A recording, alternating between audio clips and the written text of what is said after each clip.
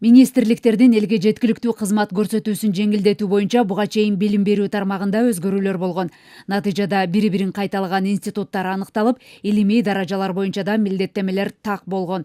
Мындан ары Билим берүү жана илим министрлигинде, Улуттук аттестациялык комиссияда жана Улуттук илимдер академиясындагы кайталанма кызматтар кыскарат. Где мы не признаем некоторые университеты, и мы заставляем... Биз сырттан келген бакалавр даражасындагы студенттерди которуу жолу менен окутууда биринчи курска отургузабыз. Биздин студенттер сыртка чыкканда улантуу боюнча шарт коюп келишет. 12 жылдык системага өтүп жаткандан кийин дүйнөлүк билим берүүнүн бирдиктүү эрежелерине ылайык келгенде иштешибиз керек. Илимий даражаларды тастыктоодо да мүчүлүштүктөр бар.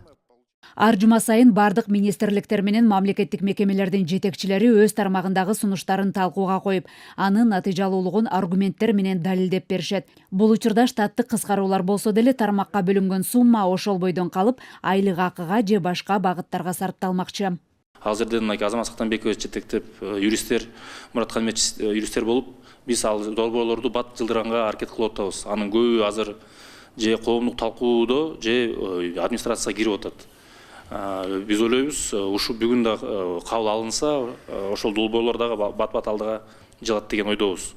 Министрлер кабинетинин төрагасы Адылбек Касымалиев сунуштарды эптеп эле алып келген министрликтерге жана дебюрократизацияга дал келбеген чийки чечимдер үчүн жоопкерчилик каралаарын эскертти. Азырынча ооз-2 эскертип алган министрлердин орун басарларына мындан ары жоопкерчиликтүү болуу талабы коюлду. Көпчүлүгүнө жакпаган чечимдер да болот бизде. Бирок керек да, абдан керек. Талкуулап, балким кээ бирөөнү кошумча талкуулоо керек болсо, мындай Аяз Батыркулович, кээ бир маселелерди эгерде ошо министрликтер менен дагы кошумча талкуулоо керек болсо, мындай более узком составе кээ бирлерин да карап коелу да.